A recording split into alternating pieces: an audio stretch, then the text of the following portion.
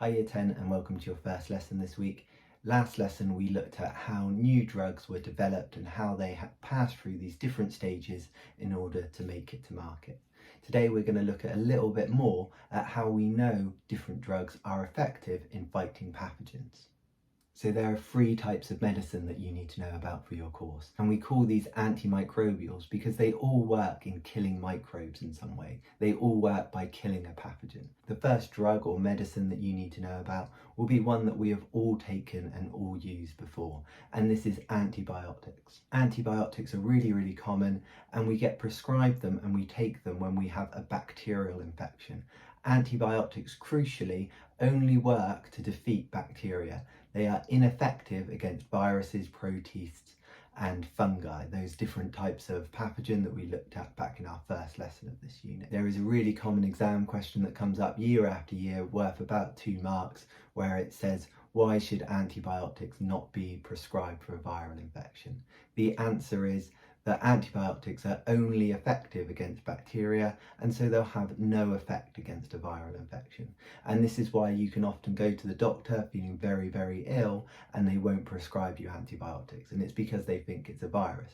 It's why antibiotics aren't effective against COVID, for example.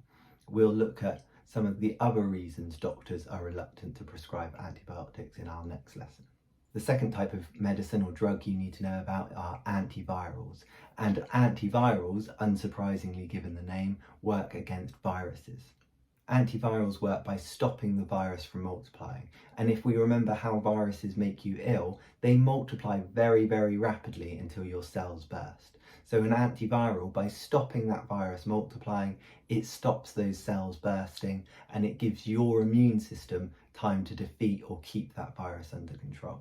HIV is an example of a viral infection that can be kept under control by antivirals. It used to be that HIV shortened your life expectancy so much because once you tested positive, it very quickly developed into AIDS and that killed you.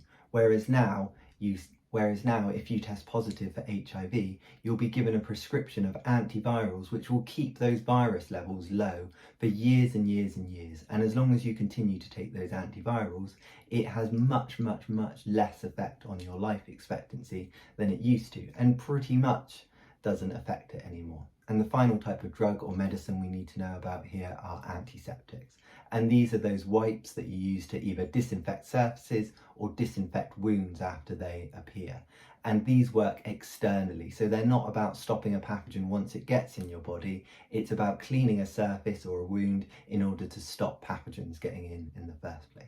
If you can see that big bruise on my thumb there, that is where my 3-month-old puppy bit down through my nail the other night, and I've had to wipe that with an antiseptic to stop it getting infected. This, by the way, was extremely painful to the point that I thought I was going to be sick. On antiseptic wipes, if you think of Dettol adverts, they often say this idea that they are 99.9% effective. But how is it that they know that? How is it that we know antibiotics and antivirals work too, for that matter? And this is what we're now going to look at. So in order to know whether these medicines are effective, what we first need to do is grow an example of that pathogen. Generally here we're going to talk about bacteria, but it's exactly the same for any of those other pathogens. So we'll have a look at the steps of how we test whether these medicines are effective now, and that's going to be me drawing some slightly dodgy pictures. So growing bacteria isn't massively different to growing a plant. It's just instead of soil, we use this material called agar, and it's very much like jelly. And rather than this slightly dodgy picture that I've drawn here, it looks more like this. And just as we add seeds to our soil, we add bacteria to this agar. This jelly is really good for accelerating bacteria growth because it's got lots of nutrients in it and it's nice and firm, which bacteria likes to grow on. Once we've added our bacteria, it's just a case of leaving it to grow. And bacteria loves temperatures of around 40 degrees C, that's why they do so well in our body, and we just leave it and let that bacteria develop. And at first you might just get a few little bits of bacteria, but eventually it will spread over that entire surface of agar in my Petri dish. And in reality, bacteria isn't green like this. It's got lots of multiple colours, lots of different varieties and species of bacteria, and a Petri dish will end up looking a bit more like this here. So this is how we would ordinarily grow some bacteria if we wanted to. But what we're looking at is how effective my different antimicrobials are. That's my antivirals, my antibiotics, my antiseptics. So what we do when we add that bacteria, we also add an example of one of those antimicrobials. We'll look at antibiotics here. So what we do is we take a small paper disc and we soak that in my antimicrobial of choice, let's say antibiotics. Then we place those paper discs onto my agar jelly, and then my agar jelly is infused with bacteria in the way that it was before, or any other pathogen for that matter. And then we leave our petri dish with our bacteria on it just as before, and the bacteria will grow. However, this time it won't grow over the entirety of the disc. And this is because those antimicrobials, those antibiotics, are inhibiting the bacterial growth. They're killing it and stopping it growing in certain areas. And we call these clear areas around my paper disc clear zones. The larger the clear zone, the more effective we can say that the antimicrobial is. Sometimes it's hard to judge exactly which clear zone is larger and therefore which antimicrobial is more effective.